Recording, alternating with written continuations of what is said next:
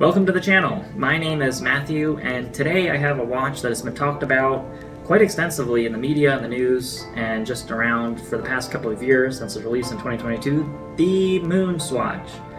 Now, for those not familiar, the MoonSwatch was a watch released by Swatch, a Swiss company that makes very consumer-level, entry-level watches in the $100 to $200 range, I would say, that come in bright, fun colors that you can wear anytime, any day. Anyone can purchase them.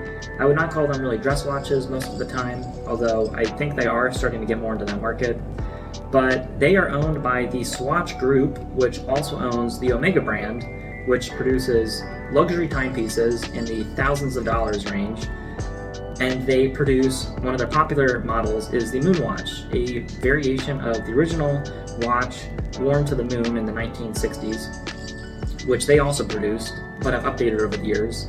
And it starts at about $7,400 when I was checking the price recently. Now, the MoonSwatch currently sells for $285 US, and back when I picked it up about a year and a half ago, it was retailing for about $270, which is a much more attainable price for something that looks very similar to the much more expensive model. Now, having worn the MoonSwatch for the past year and a half, I have some thoughts.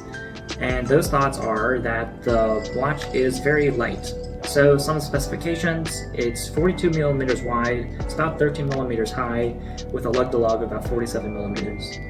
And despite my smaller wrist, the 42 millimeters width wears very nicely in that the bezel is sort of lowered with a tachometer. So it's very easy to slip under colored shirts, sleeves of shirts, and really just did not pose a problem when wearing it, combined with the light weight of the bioceramic material and the rubber or Velcro strap that it comes with. Now, in switching gears to the straps, it comes with a Velcro strap that feels definitely crinkly when you put it on and take it off, and there's that classic Velcro sound when you're adjusting the watch that definitely does not speak to its high quality craftsmanship of the timepiece. Now, I get it. This is only a $285 watch. They had to cut corners, and they definitely cut corners with the strap. That being said, they do sell a much higher quality rubber strap for currently $45 US that I picked up about a year ago after wearing the Velcro for about 6 months that I absolutely love. These straps come in different colors for the different models of the MoonSwatch. It sort of matches, and buying the one that matches the watch that you get, I think is a great choice. It definitely makes the watch feel like a complete watch at that point. It definitely feels like you purchased like a nice piece. And the fact that they do it separately, I think, is also nice, because if you can't afford, or it's just a little bit too much money at the time to buy the MoonSwatch as is, you can definitely just exclude the price of the strap and then get that later, and maybe even be happy with the Velcro strap. Again, it definitely suits your whoever may like it.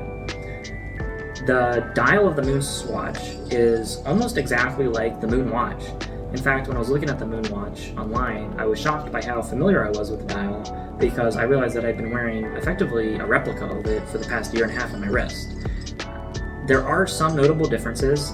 The subdials are moved around, and the size and the quality and craftsmanship is not comparable. The MoonWatch is in a different league of its own. It is not comparable in terms of quality. But as a fun, everyday watch, the MoonSwatch is worth it. For $285, it does have a lot of value.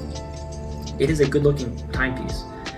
It draws from all of the things that make the MoonWatch great, but it in a quartz package for a very attainable price. Now, in terms of the model that I got, I opted for the Mission to Mercury, which is a grayed out model. Swatch produces about 11 different MoonSwatch models, I believe. They've added more recently, and they come in the bright colors that Swatch is known for. So, for instance, Mission to Mars is this bright red case, whereas Mission to Earth is a bright green case, Mission to Neptune is a bright blue case, and the Mission to Moon is a bright yellow case.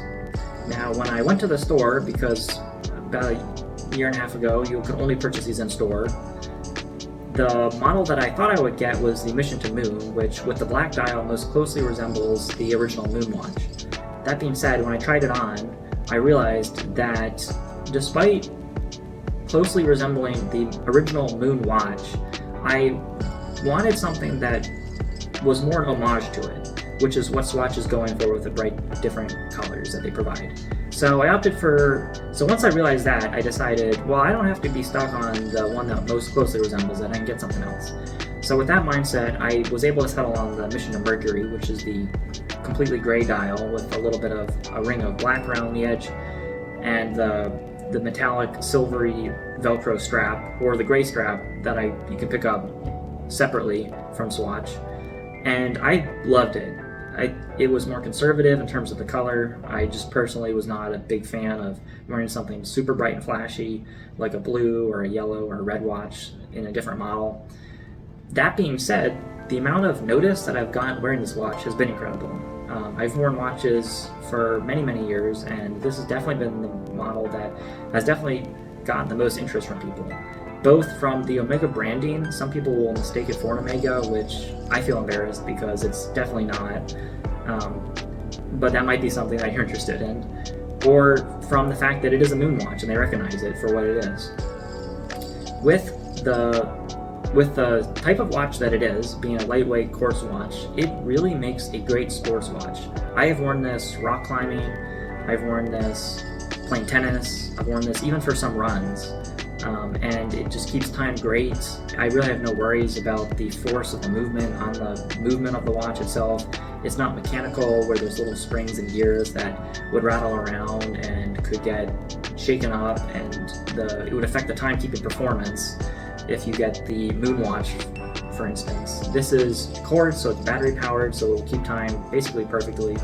And it being so lightweight, I just forget that it's there.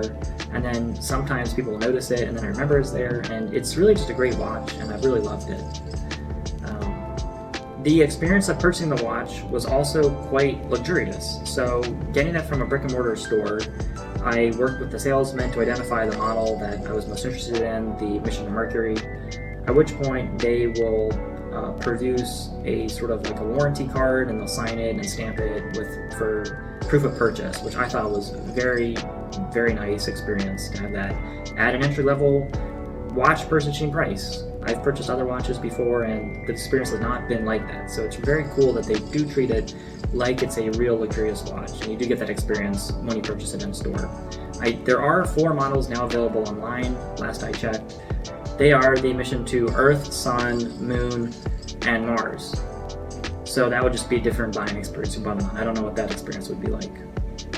So to sum all this up, I would definitely recommend the MoonSwatch. It's been my favorite watch that I've owned so far, both from people recognizing it, the brand recognition, comments, I've started conversations with it, as well as just being a very easy timepiece to wear. Definitely with that sports bent, I would say. It's a timepiece that you could wear in a more formal setting, or a more sporty, casual setting. It's super easy to wear and definitely recommended. So with that, I'll see you in the next one.